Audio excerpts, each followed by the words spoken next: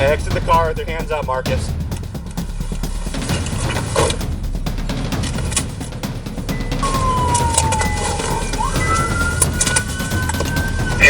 Yeah. Let me grapple him.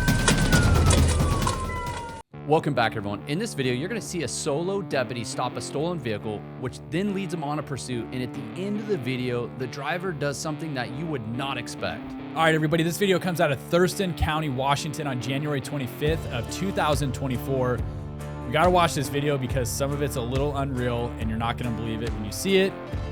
There's a decent amount to talk about. Let's watch it and break it down. If you're looking for a challenging and rewarding career, the Sacramento Police Department is looking to hire you. SAC PD offers a competitive salary and a benefits package designed to support you and your family.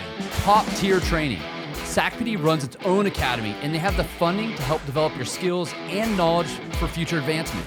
Being a larger department, SAC PD has a full-time SWAT team, Marine unit, K-9 unit, motors, bike patrol, air unit, and more. If you're a dedicated individual who is service-minded and you're ready to protect the busy city of Sacramento, call or text a recruiter today at 916-234-6112 or click the link in the description below. We're yielding at Capitol and Linwood. Capitol and what was it, Cross? Tumwater Valley Drive. Covert off. Officer units, Officer going to be on a code 10 for occupied stolen Capitol and Tumwater Boulevard 1638. Start me Tumwater priority. Received Tumwater priority. Driver, Charles, exit the vehicle. 105.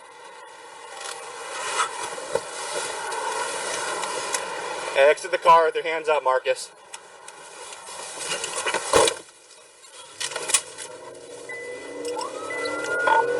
We're taking off southbound Capitol.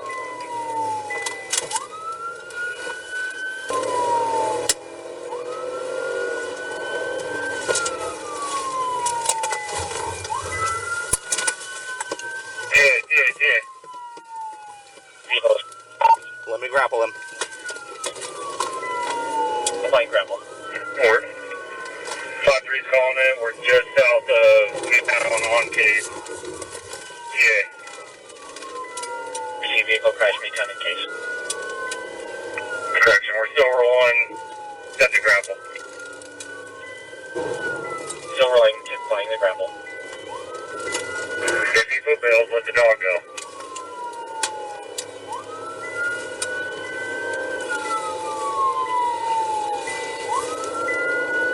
My grapple, bro. Hit. Officer hit.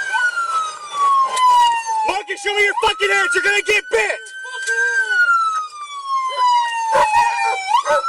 You're gonna get bit. Watch that guy. Yeah, good boy, Asher. Watch that guy, Asher. Yeah, watch that guy. All right, so what we just watched was pretty wild, and at the very end, that is something I would not have expected at all. But what initially happens is Thurston County deputies take a stolen vehicle report on this vehicle, and a short while later, they actually see the vehicle run a red light, and that's when this deputy gets behind it. And then knowing that this vehicle is stopped or is stolen, decides to make the traffic stop on his own. So what is your initial thought on seeing a stolen vehicle and making a solo stop on this? Well, that's an obvious answer, and my answer would be don't ever do that. But he does. So he yells the driver's name to get out of the car. So clearly he knows who this guy is. I'm sure they've dealt with him before, which may have led into him being more lax maybe about it. You know, I don't know what their prior history was, but even then, I don't care. Like, I don't care what your prior history is with this guy. 9 out of 10 times, maybe he's cool, but the 10th time he's not, which in this case, he does flee. So you don't ever pull over a stolen vehicle by yourself. Follow that thing until you get a couple other units with you and then pull it over. Now, obviously, if he pulls over on his own, you're committed and you have to do what you do. In fact, I don't know how I remember this, but I remember you called me right after the academy, and you're like, I got my first occupied stolen car, and you told me like the thing it pulled over by itself. You were committed on your own. There's like 3 people in it. Yeah, that was actually I don't know why I remember that. I was by myself when I went through 6 months of training, and then I got in my own patrol car and worked day shift. Your very own? My very own patrol Awesome. car I purchased myself. Yeah. No. And roll call started at 6. As soon as it was done, I was like, I'm getting out there. So I was out in my car that was already loaded, logged on, ready to go at 6:15. Drove down, and my intentions were to go right to Starbucks. But I was going down a road, and I ran a license plate that came back stolen. And I was like, oh, man, like, because that was back in the day before you had license plate readers. Like, you had to manually run I was just stuff. going to say, yeah. That's OG when you have to like run 100 plates to get a stolen. You would, and before shift, we would have guys on our team print out the list of the stolen cars. So you would have an idea of what they were. Yeah. So it came back stolen, and then I ended up having to follow that thing for a little bit, and it pulled into an apartment complex, and it was in January in Sacramento, and it was probably 30-something degrees. So it was freezing, and I never wore long sleeves, so I was shivering, giving this guy commands. You were shivering because you were scared. Probably. But that's when my teammates showed up, took the guy into custody, and then I got a nice talking to about, you don't ever do that when you know everybody's in roll call and no one's on the street. So that was like my first impression. So that was a big impact. I'm glad you actually brought that up. So yeah, I don't think stopping a stolen vehicle, and you know it's stolen, ever by yourself is a good idea. Even though this person's named in this, no way. Let it go. Get your resources there. Get air if possible, even K9. Once you have your resources, everything's in place, coordinate it, and then you make the initial traffic stop. Did that throw you off, me bringing that up? Like, you didn't expect that, did you? No, you have a weird memory. And you I know. I don't know randomly, how. Yeah, I have no idea why I remember that. Yeah, I'm not sure. But that, I mean, it actually parlayed into this. You do care. Thanks, buddy. It did parlay into this pretty well. So, yeah, he stops him by himself. He yells at him to put his, whatever, get out of the car, which I definitely wouldn't do that. But the guy ends up going to get out of the car and decides, I think I'm going to go for a little joyride first, and takes off. I mean, that happens quite often. That's not unusual for people to pull over, think about it for a second, and then decide to take off. Yeah. I had one where a guy pulls over and stolen car.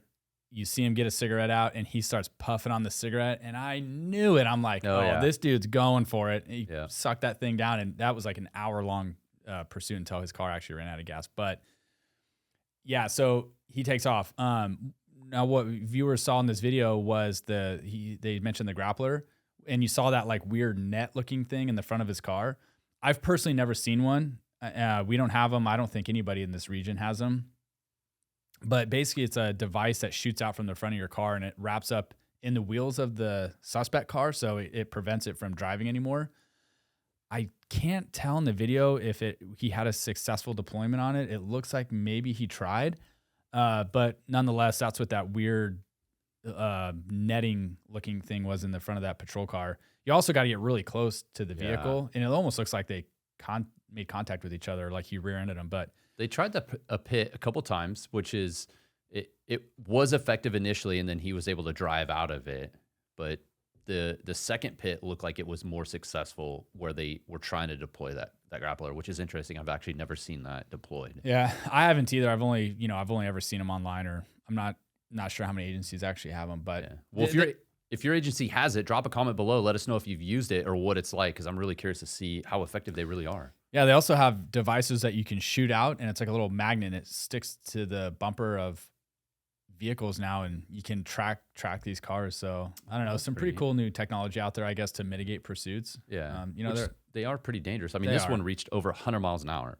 Yeah, so the guy stops. I think the funny part is when he gets out of the car, he freaking grabs a bottle of vodka and he starts chugging it. Yeah. And then tossed it, and then was done. Just totally complied, and like he knew. Oh, he's a name suspect. He was getting drunk before he went to jail. Oh yeah, that's really interesting, because it just shows how unique and wild law enforcement could be. As you go from something really wild and crazy and emotional and adrenaline to this, you're like, oh man, I found the stolen car. You're amped up. You're excited. It goes pursuit, pit. The grappler maybe gets used. And then the guy gets out and gets hammered, and then you just calmly take him into custody. Yeah. And that's it. Throws the bottle, and he's like, I'm done. Yeah, it's just I think that's the interesting thing about law enforcement, and you never know what's going to happen. Yeah, pursuits are the scariest part of a pursuit is the very end of the pursuit because you don't know what's going to happen. It's like fight, flight, or give up. Yeah. And he chose to get out of the car, chug a bunch of vodka, which is absolutely disgusting.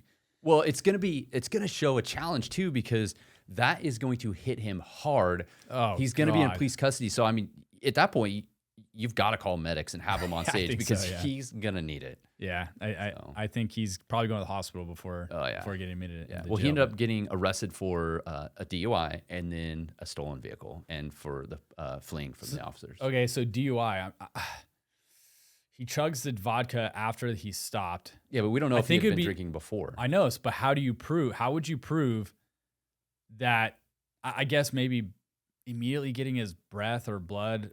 And then an expert's gonna have to go back and say, okay, this was his blood alcohol content at the time that they took it. Yeah. When let's say it was like super high, and someone's gonna have to go back and say, well, it could only have gotten to that level had he drank, I don't know, hours or whatever beforehand. Yeah. But that would make it challenging if he gets out of the car, he starts chugging the vodka, which maybe he was trying to avoid getting the DUI. Maybe he was. And I mean, because I mean that is a defense. Like, okay, he got out, he started chugging vodka, alcohol. Then you guys do a breathalyzer or whatever on him, determined to be like, no, duh, of course he is. He just drank half of a bottle of vodka. So, well, I think that's where like forensics come in, where the blood draws, and then I think it is important to point out that that's just what he was arrested for. That doesn't mean that's what he's been charged with or arraigned or found guilty of. So I think it is kind of important to cover those aspects. You can get charged for a lot of stuff and then it ends up being a wash, or they charge more during the arraignment. Yeah. They did a good job too at the end. I mean, yeah, they're like, they're yelling at him to get on the ground and he's chugging that thing. And they could have sent that dog on him. They didn't. And let him finish doing what he was doing, threw the bottle down and he gave up. So yeah. I think that's the interesting thing about law enforcement, but this had a couple good talking points in it. It just means, officer safety, good awareness of trying to look for a stolen vehicle and doing the best you can, and you ultimately take people into custody. So there's a pretty good short video to go through. Yeah. Yeah. Don't do that by yourself. Yeah. No. That's the biggest takeaway. Yeah. All right.